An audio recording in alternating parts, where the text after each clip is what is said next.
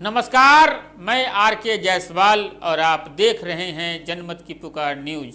अपना हरिकिशन गुप्ता जी और महिला मोर्चा की हमारे युवा मोर्चा के साथी, जिले के सभी पदाधिकारी, मंडल के अध्यक्ष, सभी पार्टी के कार्यकर्ता साथियों, भाइयों और बहनों, और यहाँ इतनी बड़ी संख्या में सदर बाजार विधानसभा की जो सबसे पुरानी क्लस्टर, इस दिल्ली के जो पुराने क्लस्टर हैं उनमें से एक ऐसी झुग्गी बस्तियों में निवास करने वाले हमारे भाइयों, बहनों और प्यारे बच्चों, आज एक बार हम जोरदार जयकारा लगाएंगे। बोलिए भारत माता की, भारत माता की।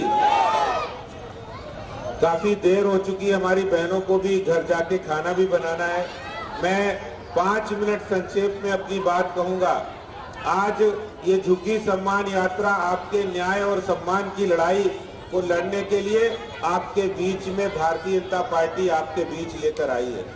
आपको पता है हमारे देश के प्रधानमंत्री श्री नरेंद्र मोदी जी जो लगातार गरीबों के लिए, मजदूरों के लिए, किसानों के लिए, महिलाओं के लिए और पिछड़े वर्ग के लोगों के लिए लगातार वो पिछले 7 सालों से काम कर रहे हैं। और उन्होंने एक नारा दिया है, सबका साथ, सबका विकास, सबका विश्वास और सबका प्रयास। ये सिर्फ नारा नहीं है, ये उनका भारतीय जनता पार्टी का देश की जनता के लिए एक संकल्प है। और उस संकल्प को उन्होंने तमाम योजनाओं के माध्यम से पूरा कर रहे हैं, चाहे वो उज्ज्वला योजना हो या सम्मान निधि हो, किसान सम्मान निधि हो या आयुष्मान भारत योजना हो। दुर्भाग्य से आयुष्मान भारत योजना दिल्ली के अंदर केजरीवाल सरकार ने लागू नहीं की है। उसकी लड़ाई लड़ने के लिए भी ये झुग्गी सम्मान यात्रा है। आपको पता है, भगवान न करे किसी को इलाज की जरूरत पड़े, लेकिन अगर जरूरत पड़े तो मोदी जी ने ये योजना पूरे देश में लागू की है। 1 साल के अंदर एक व्यक्ति को 5 लाख रुपए तक का उसका हेल्थ कवर है, इलाज हो सकता है। ये मोदी जी ने पूरे देश में करके दिखाया है। लेकिन केजरीवाल सरकार ने, ये जो हमारे दिल्ली के मुख्यमंत्री जो गरीब आदमी, आम आदमी की बात करते हैं, लेकिन उन्होंने ये योजना रोक के रखी है। इसकी लड़ाई लड़ने के लिए भी ये झुग्गी सम्मान यात्रा है। मैं आपको एक जानकारी देना चाहता हूं। अभी मुख्यमंत्री जी ने पहले घोषणा की थी, हम जब सरकार में आएंगे तो हर घर में नल से जल पहुंचाएंगे, नल से पानी पहुंचाएंगे। मैं आपसे पूछना चाहता हूं, आप लोगों को घर में नल से जल आ रहा है कि नहीं आ रहा है? आ रहा है कि नहीं आ रहा है? दिल्ली में मैं 25 विधानसभाओं में गया हूं, हर झुग्गी बस्ती में साफ पानी नहीं है। वहां शौचालय, सार्वजनिक शौचालय की कोई सही व्यवस्था नहीं है। राशन कार्ड भी बनने बंद हो गए हैं। राशन कार्ड अगर बनते तो शायद प्रधानमंत्री जी की गरीब कल्याण अन्न योजना जो 4 महीने के लिए भी बढ़ा दी है, वो भी लोगों को और लोगों को मिल सकती थी। हमारे दिल्ली के मुख्यमंत्री साहब हर घर में नल से जल तो नहीं पहुंचा पाए, लेकिन दिल्ली के हर गली मोहल्ले की नुक्कड़ पर नई शराब की दुकान खोलने की तैयारी कर ली है उन्होंने। वो हर गली के नुक्कड़ पर, हर मोहल्ले में, हर कॉलोनी के अंदर, जहां आजादी के बाद 75 साल हो गए हैं, दिल्ली में उन जगहों पर कभी भी शराब के ठेके नहीं खोले गए हैं। वहां दिल्ली के मुख्यमंत्री शराब की दुकानें खोलने जा रहे हैं।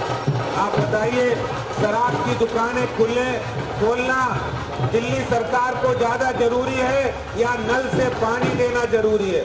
बताइए, शराब की दुकानें खोलना ज्यादा जरूरी है या नल से पानी देना ज्यादा जरूरी है? उन्होंने अपने घोषणा पत्र में नल से जल का वादा किया था, शराब की दुकानें खोलने का वादा नहीं किया था। लेकिन आज दिल्ली के मुख्यमंत्री, असलियत है कि वो दिल्ली को शराब की नगरी बनाना चाहते हैं। और भारतीय जनता पार्टी पूरे इस नई शराब नीति का पूरा विरोध करती है और हमारी झुग्गी झोपड़ी में रहने वाली महिलाएं उनके साथ मिलकर इस आंदोलन को हम तेज गति देंगे, जन जन तक पहुंचाएंगे कि किस तरह से केजरीवाल सरकार पैसे में अंधी हो गई है और वो नई शराब की दुकानें खोल रहे हैं। ये झुग्गी सम्मान यात्रा इस लड़ाई को लड़ने के लिए भी है। मैं अंत में एक बात कहना चाहता हूँ, जैसे हमारे बागपत से सांसद माननीय सत्यपाल सिंह जी हमारे बीच में हैं। दिल्ली के बाहर के एक मेरे दोस्त बोले कि आप दिल्ली में रहते हो, दिल्ली देश की राजधानी है, दिल्ली देश का दिल है। मैंने कहा आप बिल्कुल सही कह रहे हो, दिल्ली देश की राजधानी भी है, दिल्ली देश का दिल भी है और दिल्ली दिल वालों की भी है। लेकिन दिल्ली का दिल आप आइए अगर देखिए तो दिल्ली का दिल अगर कहीं रहता है तो वो सदर बाजार की जो झुग्गी बस्तियां हैं वहां रहता है, क्योंकि जब वो दिल धड़कता है, जब वो दिल चलता है तभी दिल्ली चलती है, तभी दिल्ली दौड़ती है। जब हमारे मेहनत कश ईमानदार परिश्रमी हमारे झुग्गी झोपड़ी में रहने वाले भाई बहन जब काम के लिए निकलते हैं तो दिल्ली चलने लगती है। ऐसे दिल को नमस्कार और प्रणाम करने के लिए, उनको सम्मान की लड़ाई लड़ने के लिए, उनके लिए उनको सम्मान दिलाने के लिए और उनको स्वाभिमान के साथ जीने के लिए ये झुग्गी सम्मान यात्रा भारतीय जनता पार्टी आपके बीच लेकर आई है। और मैं आपको वादा करता हूं, भारतीय जनता पार्टी का एक एक कार्यकर्ता आपके न्याय, अधिकार और सम्मान की लड़ाई को लड़ने के लिए तैयार है। और जो पिछले 7 सालों में केजरीवाल सरकार ने आपके लिए जो अन्याय और झूठ बोला है उसके खिलाफ हम ये संघर्ष जारी रखेंगे, ये वादा करता हूं। मोदी जी ने जो योजनाएं आप लोगों के लिए दी हैं, उन योजनाओं को धरातल पर उतारने के लिए भारतीय जनता पार्टी का एक एक कार्यकर्ता बिल्कुल संकल्पित है। मैं इन्हीं शब्दों के साथ अपनी बात समाप्त करूंगा। बहुत बहुत धन्यवाद। जय हिंद, जय भारत, भारत माता की, भारत माता की। धन्यवाद। धन्यवाद आदेश गुप्ता जी। अब मैं निवेदन करूंगा कि हमारे बीच में आए हुए पूर्व पुलिस कमिश्नर, राष्ट्रीय नेता, पूर्व केंद्रीय मंत्री, सांसद बागपत से श्रीमान सत्यपाल सिंह जी से कि वे अपनी बात रखें और प्रदेश अध्यक्ष जी को इस अच्छे काम के लिए अपना आशीर्वाद भी दें कि आप दिल्ली के अंदर सचमुच में गरीबों के दिलों की धड़कन है। और ये मुझे मालूम नहीं, मैं सुन नहीं पाया अभी कौन सी विधानसभा है, ये कितनी यात्राएं इन्होंने पहले कर ली। ये आज 28वीं विधानसभा है। 28 जगह के अंदर करीबन 150 झुग्गी झोपड़ी के अंदर घूमने वाले ऐसे प्रदेश अध्यक्ष जी का मैं चाहता हूं हम सब लोग सचमुच में दिल से ताली बजा के अभिनंदन करें कि वे प्रधानमंत्री नरेंद्र मोदी जी की योजनाओं को भी लेकर नीचे जा रहे हैं। मैं ज्यादा कुछ न कहता हुआ सत्यपाल सिंह जी से निवेदन करूंगा कि वे अपना आशीर्वचन दें। सत्यपाल सिंह जी। वंदे दिल्ली प्रदेश के बहुत ही यशस्वी अध्यक्ष श्री आदेश गुप्ता जी, इस झुग्गी सम्मान यात्रा के संयोजक श्री दिनेश प्रताप जी और जिले के अध्यक्ष श्री विकेश सेठी जी, श्री प्रवीण जैन जी, श्री हरिकिशन जी, श्री अजय भारद्वाज जी, सभी मंडल अध्यक्ष, महिला मोर्चे के अध्यक्ष हमारे जयप्रकाश जी हमारे पूर्व मेयर रहे हैं और यहाँ के 2020 में अच्छे हमारे प्रत्याशी भी रहे। मेरे सामने सभी हमारे बहुत ही सम्मानीय मंच और मेरे सामने बैठे हुए खड़े हुए सभी आदरणीय माताओं बहनों और सभी भाई और प्यारे बच्चों, देखिए मैं पिछले कई दिनों से दिल्ली प्रदेश के अंदर जिस प्रकार से झुग्गियों के अंदर जिस प्रकार से सम्मान यात्रा निकाली जा रही है, जो सुंदर कार्यक्रम भारतीय जनता पार्टी कर रही है, इसको नेतृत्व प्रदान करने वाले दिल्ली प्रदेश के यशस्वी अध्यक्ष श्री आदेश गुप्ता जी का मैं अभिनंदन करने यहाँ पर आया।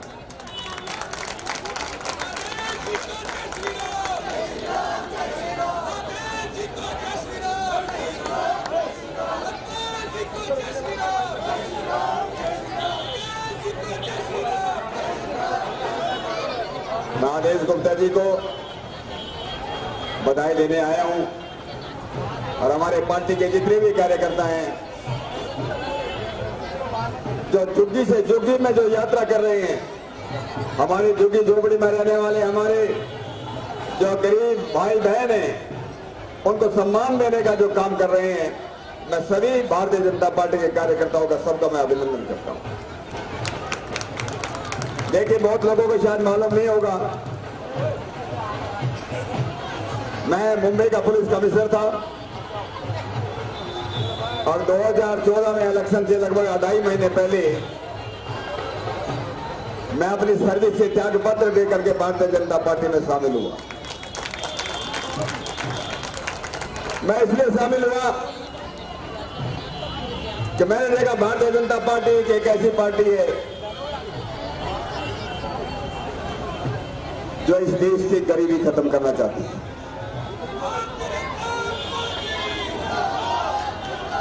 जो इस देश की संस्कृति को बचाना चाहती, जो इस देश को पुनः दुनिया का विश्व गुरु बनाना चाहती। और इसलिए इस देश के बहुत यशस्वी प्रधानमंत्री मोदी जी ने, आपको मालूम होगा, एक संकल्प किया और संकल्प ये कि 2022 तक हम देश से गरीबी खत्म करेंगे, हम गरीबी से मुक्ति दिलाएंगे, हम गंदगी से मुक्ति दिलाएंगे, हम अपराधों से मुक्ति दिलाएंगे, आतंकवाद से मुक्ति दिलाएंगे, हम जातिवाद से मुक्ति दिलाएंगे, आतंकवाद से मुक्ति दिलाएंगे। और इस संकल्प की सिद्धि करने वाले हमारे यशस्वी प्रधानमंत्री मोदी जी और भारतीय जनता पार्टी के सारे कार्यकर्ता, उनके जितने भी योजनाएं पिछले लगभग 7 सालों में इस देश में चलाई गई, और सारी की सारी योजनाएं कि इस देश से गरीबी खत्म हो, हमारी झुग्गियां जो है, झुग्गियां में रहने वाले हमारे जो लोग हैं उनको मकान मिले, रहने के लिए मकान मिले। यहाँ प्रदेश के हमारे मुख्यमंत्री जी केजरीवाल जी तो कहते हैं सबको मकान देके, मकान किसी को मिला है क्या भाई? झुग्गी रहने वाले को किसी को मकान नहीं मिले, उनको सम्मानपूर्वक जीने का अधिकार मिले। और इसीलिए हमारे प्रधानमंत्री जी ने गरीब लोगों को, हमारे बच्चों को, जिसको हम बोलते हैं इसके डेवलपमेंट, कौशल विकास, देखिए सब लोगों को, कुछ लोगों को जो कहते हैं, और कहावत है एक, भाई किसी को रोजाना जो है जो उसमें बोलते हैं कि जो मछली खाने वाले लोगों को रोज मछली देने के बाद मछली पकड़ना सिखाना चाहिए, उनको कौशल सिखाना चाहिए, उनके हाथ का हुनर सिखाना चाहिए, उनके दिमाग को एक ट्रेनिंग देना चाहिए। और इसलिए जब तक हमारे लोग ये सब सीख करके अपने योग्य नहीं बन जाते, उनको जितना जो है, पहली बार आपने सुना होगा कोरोना के इस काल में, मुझे नहीं लगता कि कोई भी गरीब आदमी को भूखा मरा होगा। कोई भी आदमी जो है इलाज के कारण पे भूखा मरा, मुझे दिल्ली में तो बता रहे हैं कि आयुष्मान भारत की योजना यहाँ पर नहीं लगाई गई, लेकिन दिल्ली के बाहर आप देखिए,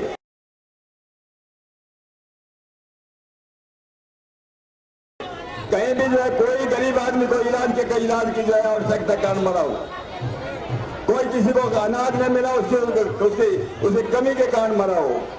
आज इस प्रकार से प्रधानमंत्री जी ने दवाई का काम किया कि प्रधानमंत्री जिसको हम बोलते हैं अपनी औषध योजना, जो गरीब जन औषध योजना, जो लगभग 50%, 90% जो कम रेट में जो गरीबों को मिलती।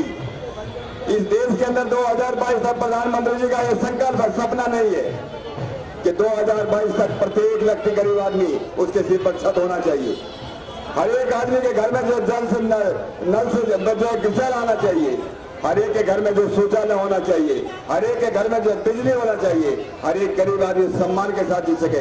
हमारी भारतीय जनता पार्टी उस पंडित दीनदयाल उपाध्याय को मानती है कि जब तक अंतिम पक्ष में बैठा हुआ व्यक्ति, खड़ा हुआ व्यक्ति और सम्मान से जीने करने का अधिकार नहीं पाता, तब तक हम चुप नहीं बैठेंगे, तब तक भारतीय जनता पार्टी चुप नहीं बैठेगी, तब तक हमारी यात्रा चलती रहेगी, ये सम्मान की यात्रा चलती रहेगी, झुग्गी से झुग्गी, एक जगह से दूसरी जगह बस्ती से बस्ती चलती रहेगी। हम जो है इस गरीब आदमी को सम्मान देना जानते हैं। उसका सम्मान जो है, उसका सम्मान यही है तो झुग्गियों से निकल कर उसको मकान मिले, उसको उसके बच्चे जो योग बने और वे बच्चे जो सब लोगों के बराबर बने और जिनके सम्मान के साथ वो जिंदगी जी सके। मैं पुनः अपनी तरफ से इस प्रदेश के यशस्वी अध्यक्ष श्री आदेश गुप्ता जी को उनके इतने सुंदर कार्य योजना के लिए उनको मैं पुनः बहुत बहुत बधाई देता हूँ, बहुत बहुत मैं उनका अभिनंदन करता हूँ। और मुझे यहाँ बुला करके उन्होंने मुझको जो सम्मान दिया, मुझे ये अवसर दिया, उसके लिए भी मैं पूरी पार्टी का, सभी कार्यकर्ताओं का, स्वामी विकेश सेठी जी का, हमारे दिनेश प्रताप जी का, जयप्रकाश जी का, सबका मैं आभार व्यक्त करता हूँ। अपनी बात को मैं विराम देता हूँ। धन्यवाद, सबको नमस्कार।